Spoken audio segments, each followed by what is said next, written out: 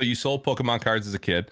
What was your like first job after that? So job when I was like 15, I worked with a buddy of mine that started his own landscaping company. Love that. Same. We were cutting grass left and right, making good money. Mm-hmm. After that, I did that for about a year. We both stopped doing it.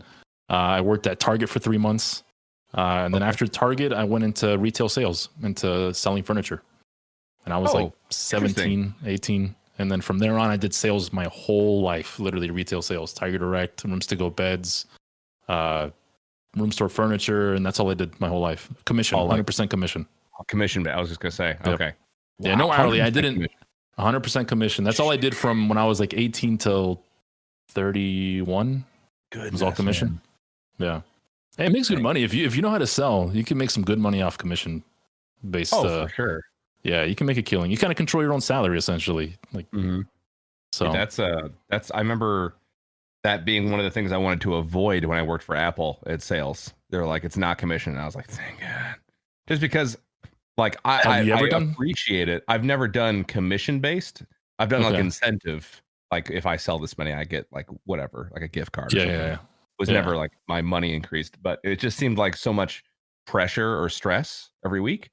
And also like the desire, it was like, I didn't ever want to sell something to someone that they didn't absolutely need or want. So like the thought of upselling to me was like a hard thing to do.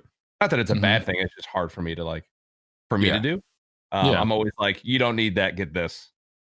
So that's just my thing. But anyway, yeah. Well, I did the same thing actually. So when I worked at Tiger Direct for 8 years, building computers and selling hardware. Yeah. If you're actually honest with your clients, you could actually build a really nice clientele. And that's what I did. I was honest with everything I sold, even with the stuff that the company wanted me to sell. I tell them, like, you don't need that crap. You just need this. And they would love that about me.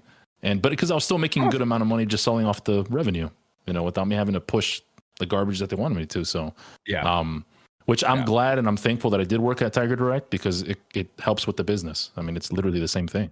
And and essentially I'm a salesman for PowerGPU for the brand. And honestly, being honest, when it comes to sales, it gets you way further than lying to someone and not building actual clientele because they're not going to come back when you lie to them.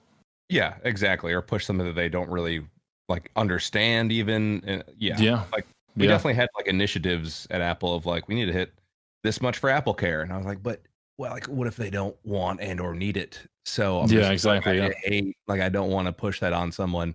So anyway, it sounds like you really love the system over there, Paul. It sounds like you really enjoyed that. No, I didn't like initiatives. I thought that they were dumb because like the product. I mean, Apple sells itself, to be perfectly honest, and I just didn't really like a commission-based thing, which thankfully we didn't have to do. So I just kind of showed up and was like, "Hey, here's a MacBook. You want it. I know you want it. It's great. You came here specifically for this because you don't just go walk around an Apple store. Like no one can just do that. Rare, right? Like unless you're like a crazy boomer and you're like, show me what cell phones do, and I'm like, okay, oh god. But usually people are like, I want this computer, this much RAM, whatever. They know. So I got a question for you then, Paul. You worked with clients. What was the dumbest thing you ever heard from someone? Whoa, the dumbest thing I've ever heard from someone. You guys, there's always stories when it comes to working with clients. Brother, like one where you're like, I cannot wait to tell everyone about this. I cannot wait to tell everyone about this. I got quite a bit. I'll give you one once. Yeah. You go ahead. Give me yours. I'll think about mine. So I had one client walk into Tiger Direct, walked up to me with a straight face, and he said, "Where can I find the wireless wires?" Stop it. I'm dead serious. I'm not joking.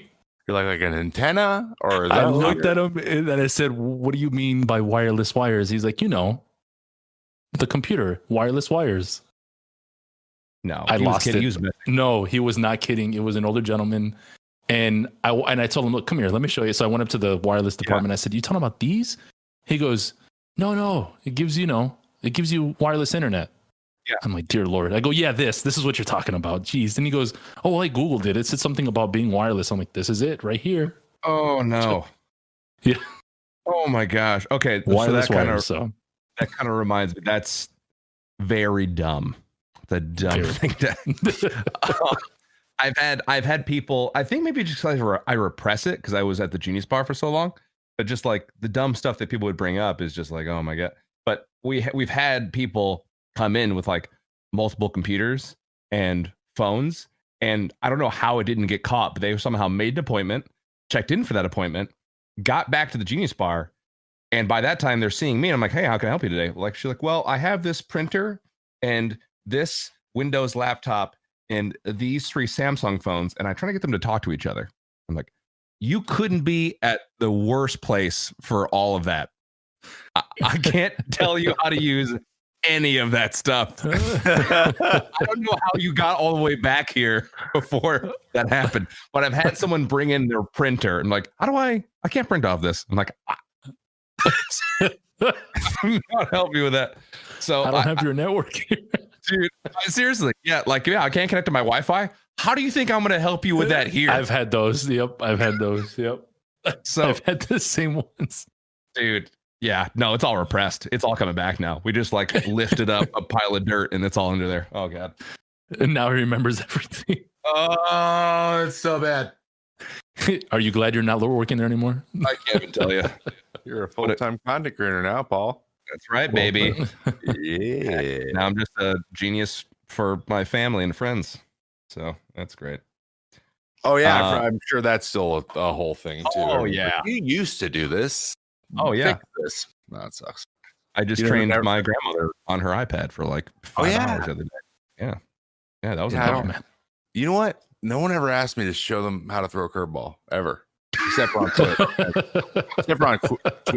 I have all YouTube videos, so I just go, oh, this, and then I just put the command in, and then the YouTube video comes up. They're like, that's great, and they just leave. It's great. Yeah. Well, no one asked me how to, drive a sports car because I don't know how to drive one. So I imagine they wouldn't ask you how to throw a curveball. Okay, you don't. I actually don't throw a curveball anymore. That was a bad example. But I used to. Yeah.